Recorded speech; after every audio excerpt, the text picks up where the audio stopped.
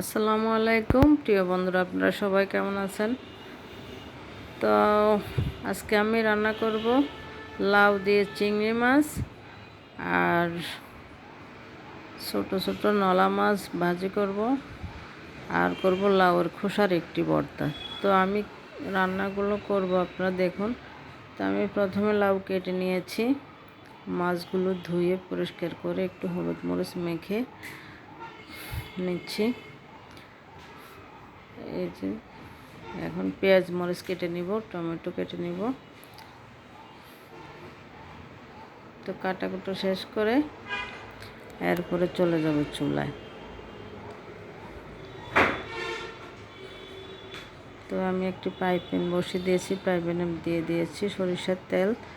তো তেল গরম হয়েছে, দিয়ে দিয়েছি মাছ। তো এখন আমি চিংড়ি দিয়ে যে লাউ রান্না করব সেটা বসাই দিয়েছি।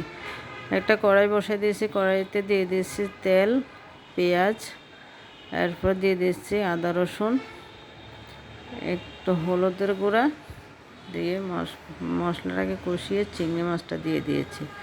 তো দিয়ে দিয়েছি কিছু কাঁচামরিচ ফালি পানি দিয়ে চিংড়ি মাছটাকে কষিয়ে এরপরে লাউগুলো দিয়ে দিয়েছি। তো আমি লাউগুলো এভাবে বড় বড় করে কেটে নিয়েছি, দিয়ে দিয়েছি কিছু টমেটো ফালি। তো এইভাবে লাউ দিয়ে দিলাম কিছু আস্ত কাঁচামরিচ। এই যে সাধারণ লাউ রান্নাটা আমার হয়েছে। এখন নামানোর আগে দিয়ে দিব আমি ধনিয়া পাতা। তো কিছুক্ষণ পর নামিয়ে নেব। এই যে আমার ফাইনালি লাউ রান্না হয়ে গেছে। এখন এই মাছগুলোকে কেটে পরিষ্কার করে ধুয়ে এখন যে হলুদ মরিচ মেখে রেখেছি আগে, এখন ভাজি করে নেব। এখন আমি ফ্রাই প্যানে তেল দিয়ে দিয়েছি।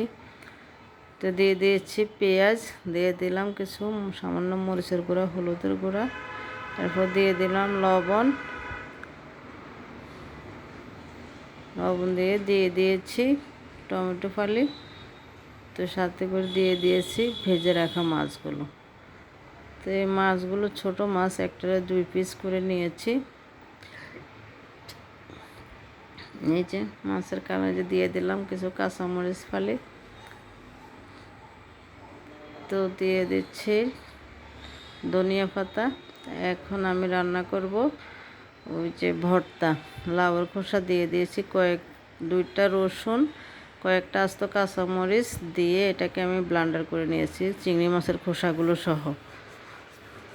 তো কড়াই বসাই দিয়েছি, দিয়ে দিয়েছি পেঁয়াজ, মশলার সাথে দিয়ে দিলাম 2 টুকরো বিরকেট মাছের পেটি।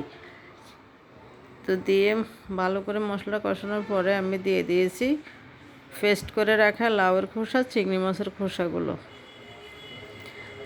তো একটু জিরা বাটাও দিয়ে দিয়েছি। এরপরে এটাকে কষিয়ে নিব। দিয়ে দিলাম 3টা আস্ত কাঁচামরিচ, 3 টুকরা টমেটো কাটা। তো ফাইনালি আমার ভর্তাটা হয়ে গেছে। দিয়ে দিয়েছি কিছু ধনিয়া পাতা কুচি করে রাখা। তো এই যে রান্নাটা হয়ে গেছে। এখন আমি একটা বাটিতে বেড়ে নিয়েছি। তো ফাইনালি এই যে 3টা তরকারি কেমন হয়েছে আপনারা জানাবেন। তো যদি ভালো লাগে পেজটি ফলো দিয়ে লাইক কমেন্ট শেয়ার করে জানাবেন কেমন হয়েছে। খেতে কিন্তু দারুণ হয়েছে। সবাই ভালো থাকবেন। আসসালামু আলাইকুম, ধন্যবাদ।